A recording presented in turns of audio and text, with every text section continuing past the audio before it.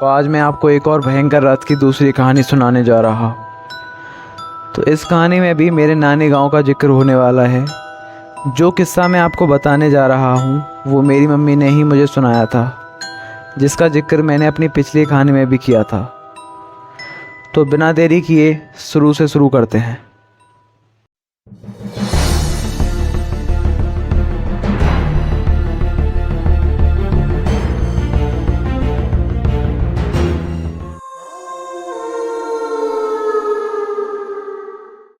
सर्दियों की ठंडी रात थी।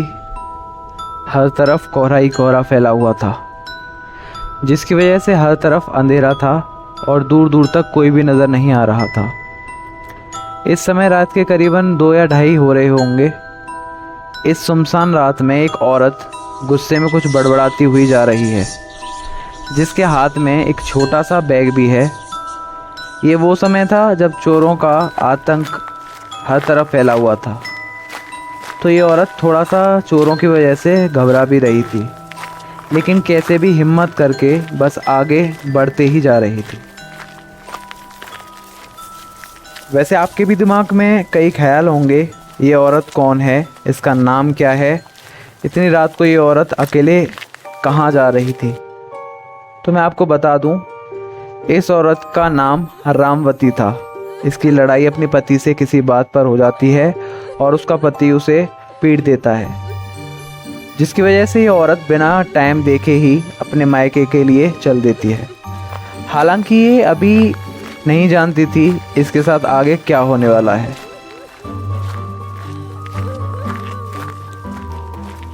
तो इतनी सुनसान रात में ये औरत आगे चले ही जा रही है।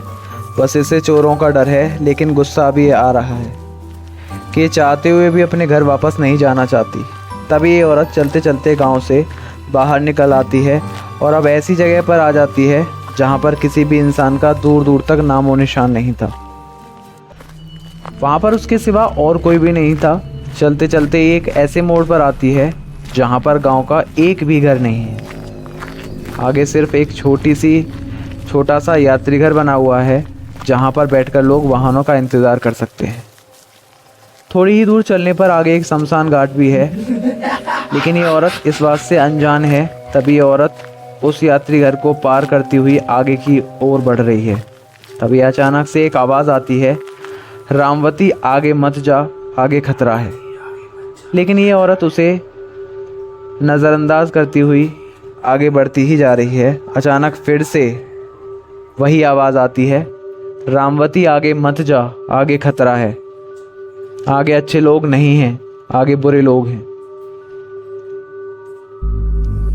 इस बार औरत को थोड़ा डर लगने लगता है कि इतनी रात में उसे कौन आवाज़ दे रहा है। तो ये औरत डर की वजह से और जल्दी जल्दी आगे बढ़े जा रही है। तभी अचानक से अब और ज़ोर से आवाज़ आती है, रामवती रुक जा, आगे मत जा, आगे अच्छे लोग नहीं हैं, मत जा, आगे बुरे लोग हैं, अच्छे लोग नहीं हैं, मत जा।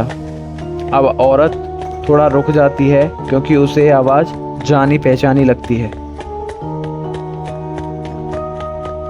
तो वो आवाज़ उस औरत से पूछती है कि बेटा तू इतनी रात को कहाँ जा रही है। वो औरत उस आवाज़ को चाची कह के पुकारती है।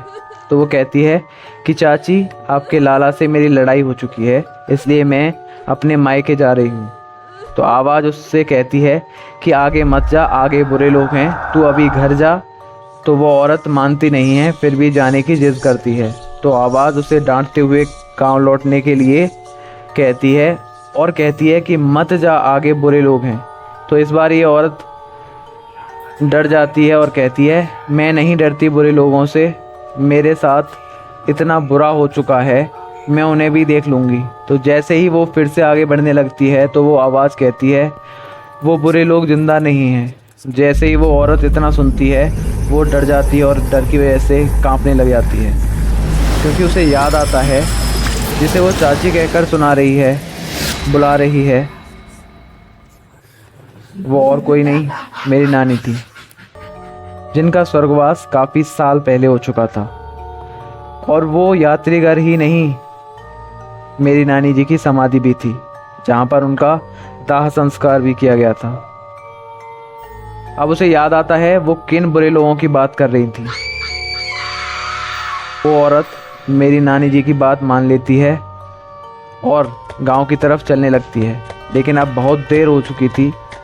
वो बुरे लोग जान गए थे कि कोई औरत अकेली है, जिसके बारे में मेरी नानी जी ने उसे बता दिया था और उससे कह दिया था कि अब गांव की तरफ ही देखना, कोई कितना भी आवाज़ दे रुकना मत, और कोई कितना भी तुझे तेरे नाम लेके बुलाए उस आवाज़ को सुनकर मुड़ना मत, चाहे कुछ भी हो जाए। कितना भी रोके या मुड़ने के लिए कहे या पीछे देखने के लिए कहे, देखना मत, बस आगे देखते रहना और गांव की तरफ चलते जाना। और मेरी नानी जी ने यह भी कह दिया था कि मेरी आवाज़ में भी कोई रोके या पीछे देखने के लिए कहे तो देखना मत, बस चलते जाना। तो औरत जल्दी जल्दी गांव की तरफ बढ़ रही थी। हालांकि मेरी नानी जी की आवाज़ में बुरे लोगों ने उसे रुकने के लिए भी कहा, उसके पति की आवाज़ में भी रुकने के लिए कहा, लेकिन वो औरत मेरी नानी जी के बात के कहे अनुसार रुकी नहीं और मुड़ी नहीं। तो ऐसे चलते हुए वो औरत गांव के करीब आते देख खुश हो जाती है। तभी मेरी नानी जी उस औरत यानी रामवती से कहती हैं, अब देख गांव आने वाला है, आराम से जा, मैं आगे नहीं जा सकती, मैं बस यहीं तक तेरे साथ आ सकती हूँ। तू अब जा और पीछे मत देखना जब तक गांव ना आ जाए। वो औरत गांव में पहुंच चुकी थी। तो वो गांव में पहुंचकर जैसे ही पीछे मुड़कर देखती है, उसे कोई भी दिखाई नहीं देता।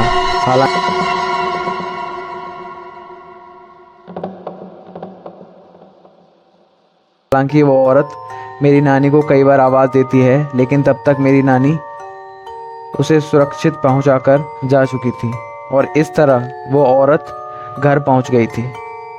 तो अब तक तो आप जान चुके होंगे वो बुरे लोग कौन थे जिनके बारे में मेरी नानी जी उस औरत को बता रही थी। तो अगर उस दिन मेरी नानी जी नहीं आई होती तो ना जाने उस औरत का क्या होता, वो बुरे लोग उस अकेली औरत के साथ क्या करते। तो कहा यह भी जाता है मेरी नानी ने कई बार लोगों को उन बुरे लोगों से बचाया है। तो वह औरत सुबह को ये किस्सा सभी गांव वालों को बता देती है और मेरी नानी जी के बारे में भी बताती है। हालांकि कई लोगों ने उसे उस औरत का बहन भी बताया, लेकिन ये कहानी तो मेरी नानी जी और वो औरत ही जानते हैं। खैर, ये थी हमारी इस सीरीज़ की दूसरी कहानी। आपसे मुलाकात होगी इस सीरीज़ के अगले एपिसोड में। तो ध्यान रखिए और देखते रहिए एक भयंकर रात को, और चैनल को सब्सक्राइब कर देना। इस कहानी को अपने दोस्तों के साथ शेयर करना मत भूलना। बाय।